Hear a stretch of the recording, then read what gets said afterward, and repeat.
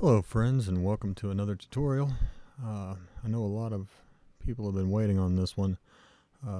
It took me a while to find a suitable free asset. There's only one asset that I could find on the asset store that actually had a cockpit, but that doesn't really matter. If you guys decide to pay for a better jet or something you want. I mean, these spaceships are actually kind of cool, but we're going to turn this Unity Assets jet into this, and we're going to drive it in VR. And in this, I'm going to try to get as much into this first video as I can. But in this one, we're going to take over this jet with the controllers required. And then in the next one, we're going to do our entry system and put the controllers in the actual cockpit and start flying. So essentially what you need is two joysticks, and what we're going to end up with is this.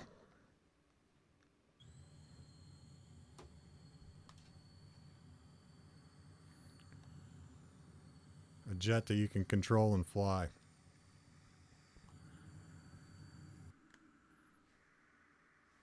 So let's jump right in.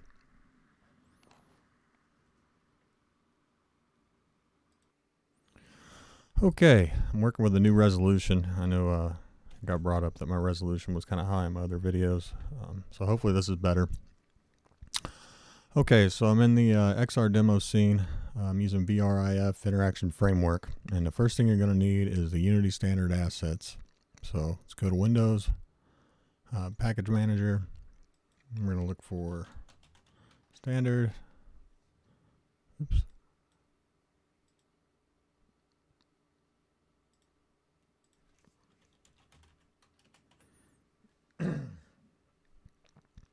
You're going to need the Unity Standard Assets from the Asset Store. It looks like this. I'm going to go and import it. And when you first import this, you're going to get an error, and I'm going to show you how to fix the error. Just going to import it. I should mention while this is importing that the spaceship model is actually shown to be URP and HDRP only. That's not true. When we get into the next one, I'm going to show you how to import it as a standard project. I'm doing this project in just a 3D project. I typically work in URP, but I do everything in standard just so kind of hit for everybody. Okay, so once that's imported, go over to your console. You're going to get this error right here. Double click it.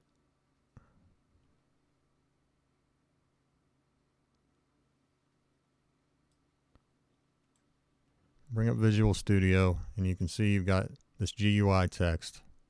We needed to change that to a Unity engine.ui text. So just switch that to text, and then come up here and type using Unity engine.ui. And that'll fix the error.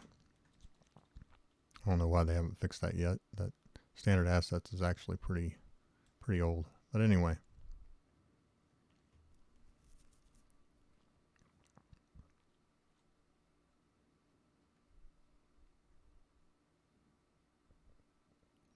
Waiting for the assets.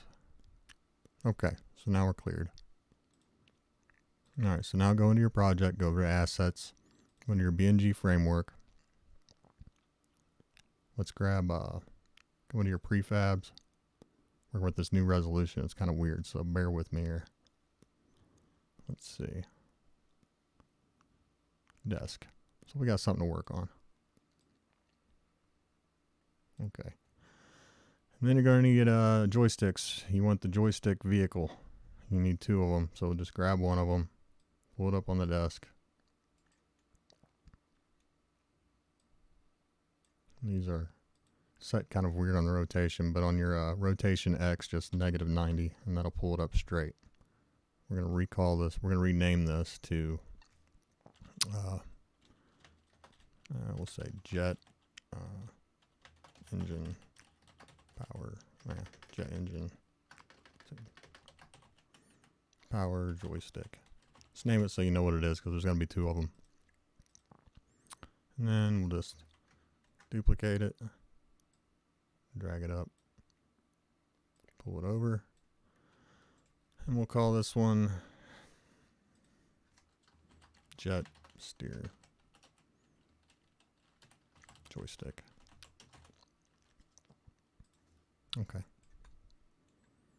Now let's go over and grab our Unity or our assets jet. So go to your standard assets, go into vehicles, go into aircraft, prefabs. And then we need this one. Just pull it up here so we're sitting still. Now I want to point out something about this jet. It's something that made this one kind of a pain in the butt. But when you hit play, you'll see that it just takes off automatically. That's just the way it's designed. It's the way it's coded. Now, you can set your engine power right here to 0, and it will make it almost stop. The problem is all the physics that are running on the rigid bodies, you can see that it still moves. So when I was writing the script for this, I found that instead of going through and rewriting all of the controller stuff, the easiest way to make this thing stop was just to make it kinematic. And then it stops cold. So that's the way I coded it, and I'll explain that going forward. Okay.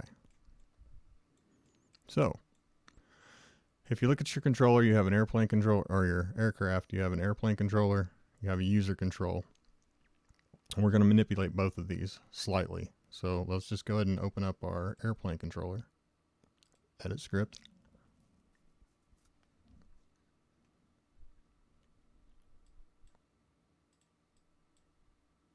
Okay, right at the very top, max engine power. We need to change this to public.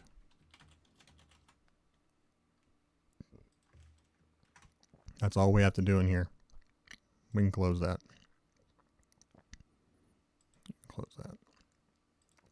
Okay, so now go into our user controller, edit script.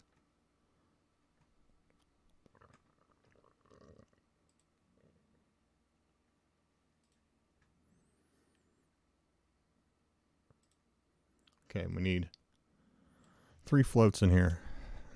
So come up to the top, just enter down, just add these 3 floats. Roll float, pitch float, air brake bool.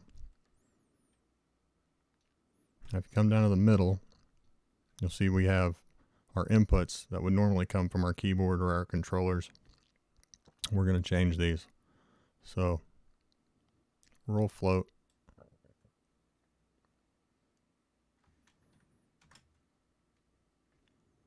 is going to go for our roll, and our pitch float. Oops.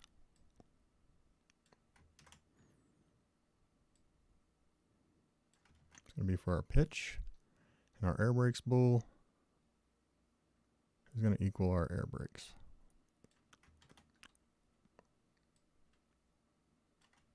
Okay. Now the throttle goes off of this same bool, so we don't have to do anything here.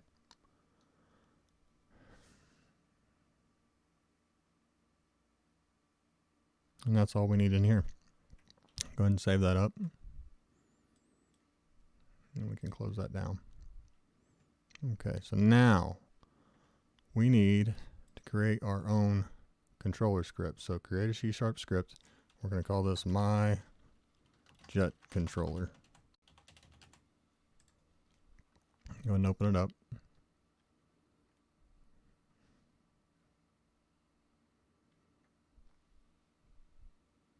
I don't know why that just keeps popping up minimize. Anyway. At the top, we're going to need using BNG.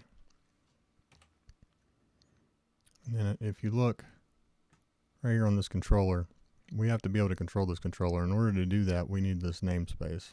So just copy this namespace, kind of like when we put using BNG to access the BNG script. So we have to put using that namespace as well, so that we can manipulate this script and our other airplane script. Now this script is pretty long. It took me a little while to write it. But we're going to go through and I'll try to explain what's going on. And I tried to notate it in the script as well. so that if you download it, I'll make it available in the description for download so you don't have to type it out. Okay. So at the top, we've got a bool is grounded. We're going to check if we're grounded or not with a Raycast. And then we need a kinematic distance. And this will make more sense here in a second, but we're gonna set how far off we are from the ground for our Raycast for it to set us kinematic to make it to where that airplane doesn't move. We need floats that we're going to pass to the airplane controller. We need the roll float, the pitch float, and the air brake bool. And we need our engine power, which is what we're going to pass to our regular airplane controller. Guess I should have left that open so I could make that, but our M engine power, that's what this is going to be. And our Parker trails and our chemtrails for our plane so we can keep them. And basically what I'm going to do is we can disable those until our engine power goes up, and then they'll come on just to give us that effect. In update, we're going to pass our floats to our controllers, to our airplane controller. We're going to pass the roll float, we're going to pass the pitch float, we're going to pass the air brakes bool, and we're going to pass the engine power. So we're going to control the other scripts with this script. So rather than use your controllers like you normally would, we're going to use controllers in VR.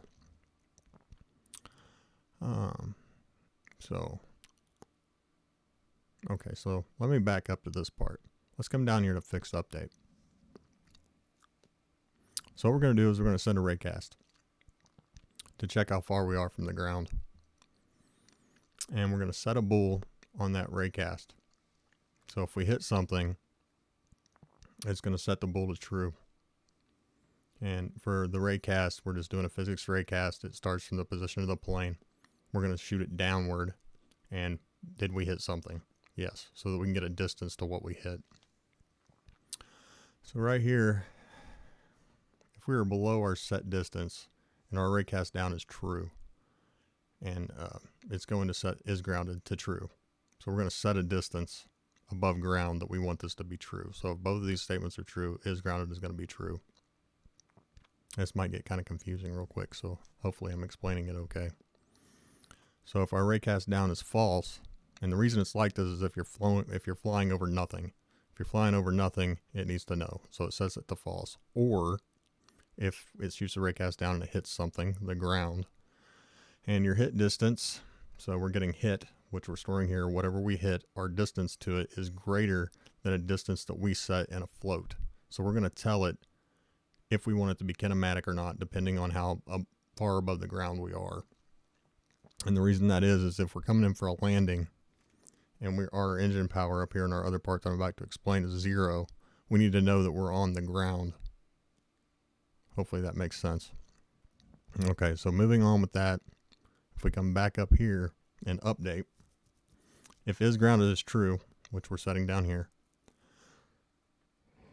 and our engine power is less than 1, so you come in for a landing, and is grounded is true, so you're on the ground and your engine power is 0, or is less than 1, then it's going to set it to true, so your plane will stop, so it'll no longer move. It's not reacting to all the physics stuff that's going on and the force that's going on in the airplane controller.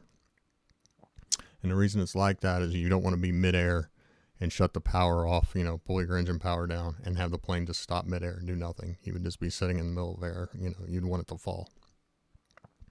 So if is grounded is true and the engine power is greater than 1, then kinematics can be false. So if we take off and we're on the ground, we shove our engine forward and the power is more than 1, then kinematics going to be false. It'll let the plane go and then we can fly.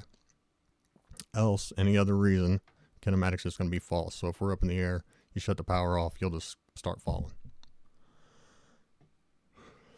And then this thing has an air brake, which is optional. It's kind of like on a car where you hit your handbrake. I've just got it set to the A button. And it's just a true false bool. So when I'm holding the A button down, it's true. When I let off of it, it's false. And this is where we're going to pass our joystick steering vectors. So on our steering wheel, we've got a vector to change. We've got X and we got a Y, just like you would with a normal controller. And we're going to pass those values, which are coming in as a -1 and 1 for your X and your Y. This is how we're going to get those values. And we're going to say our roll float is equal to lever vector X. which is the x vector on a joystick, which is a -1, 1 on the x axis.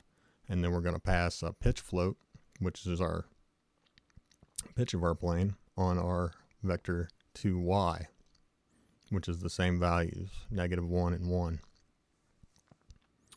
And here's where we're going to set our engine power. We're going to use a controller for this.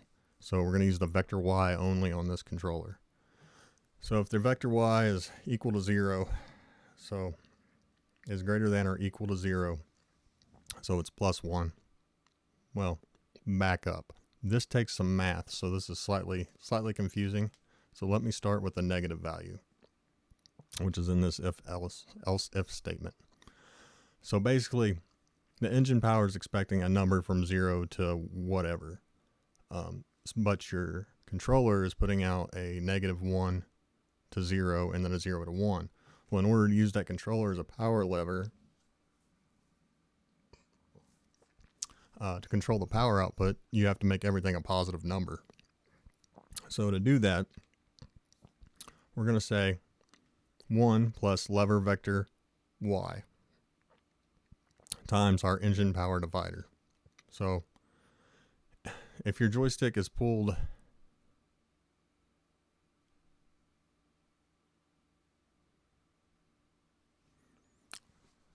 back up. If your engine is pulled and the -1, it's going to add 1 to it, which brings it to 0. And it's going to multiply that times the engine power divider.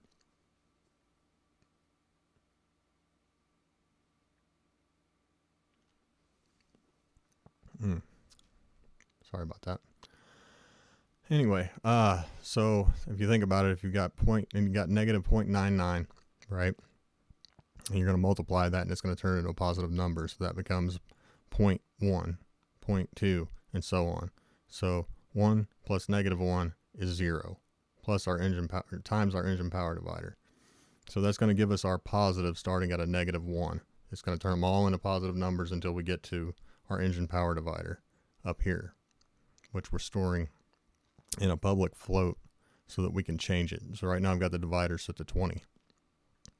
So that's half of the power that we're going to be putting out.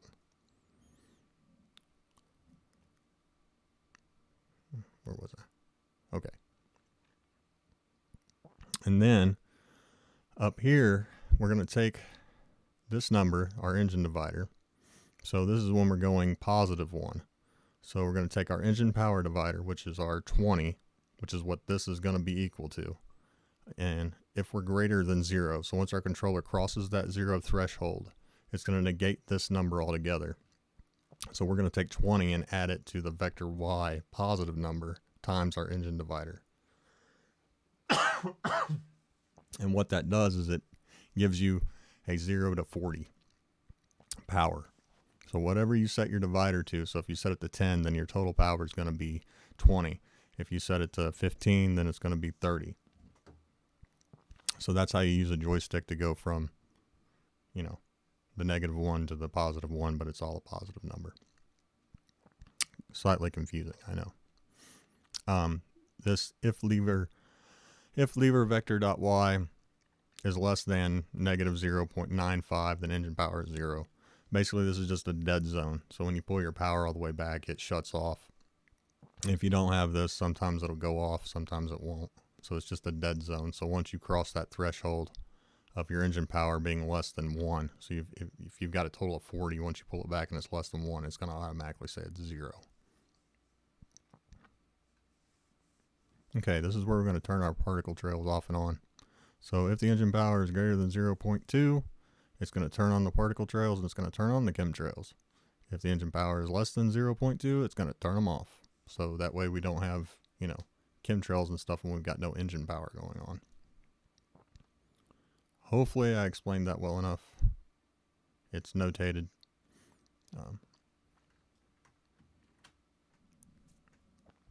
As best I could make it.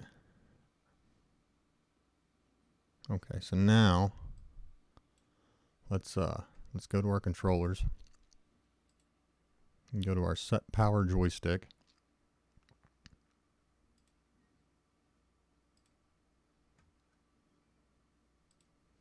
Okay, and then if you scroll down to the vehicle controller script.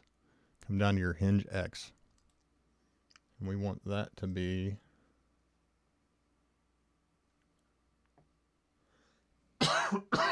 sorry, 0. And 45 for our X angle.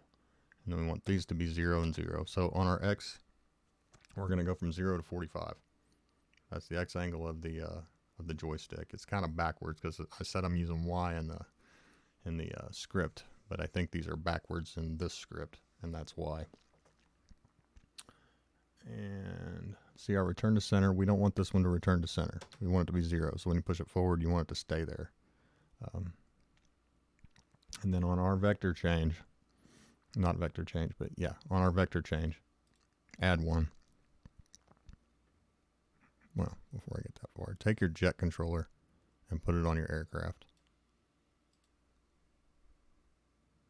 Okay, so here's our jet controller. While we're in here, before I get too far ahead of myself, grab your particles, put them in particles, grab your trails, put them in trails, grab the particles, disable it, trails, disable it. Okay. So we're all set up there. I've got is grounded there and air brakes bool there for debugging. Kinematic distance is how far above the ground you want it to go kinematic. I've just got it set to 1. You'll just have to mess with it for whatever airplane you're using and how you skin it. Okay. So now let's go back to our joystick. Jet power joystick. Come down to the bottom where we added one. Grab your aircraft, which is where we put our controller. Grab my jet controller, and then up at the top, you're going to see set max engine power. That's what we want. It's a dynamic float. This is how we're going to pass our joystick vector change over to our script. Okay. Then go to your jet steer joystick.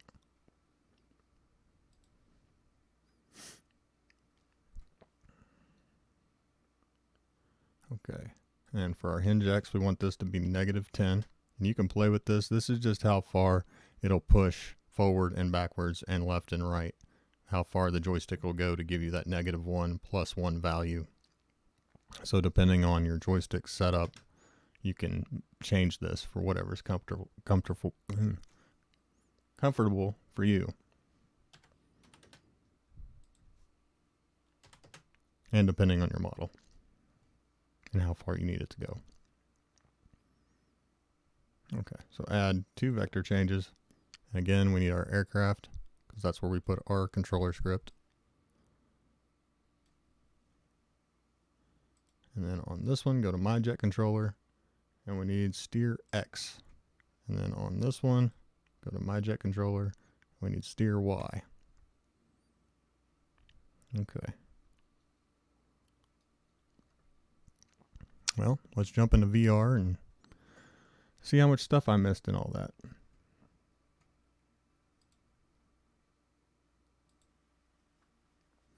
Okay, I did forget something. If we go into our jet, go down to your colliders.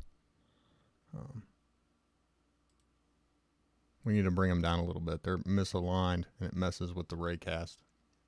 So we want wheel left Y to be 0.1. And we want wheel right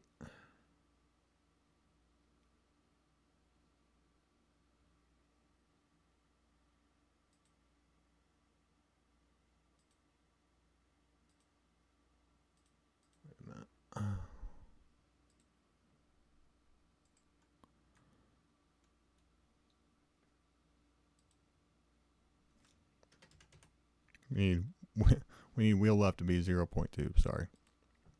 And then our front wheel is going to be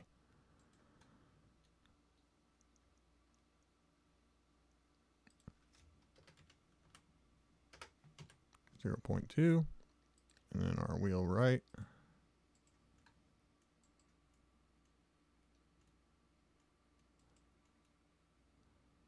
be 0.2. 0.2. All right, now I'm going to jump back in VR and see what all I missed.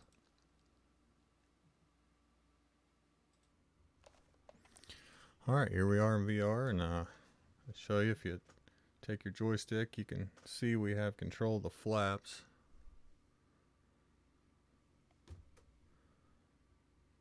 Okay, and then we got our engine power.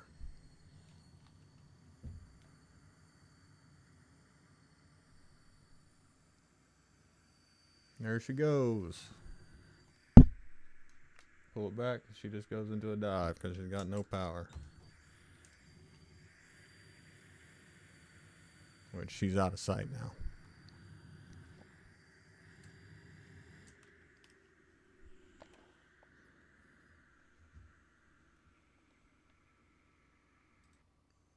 Okay, and that's how you take over the Unity Assets Jet with joystick controllers.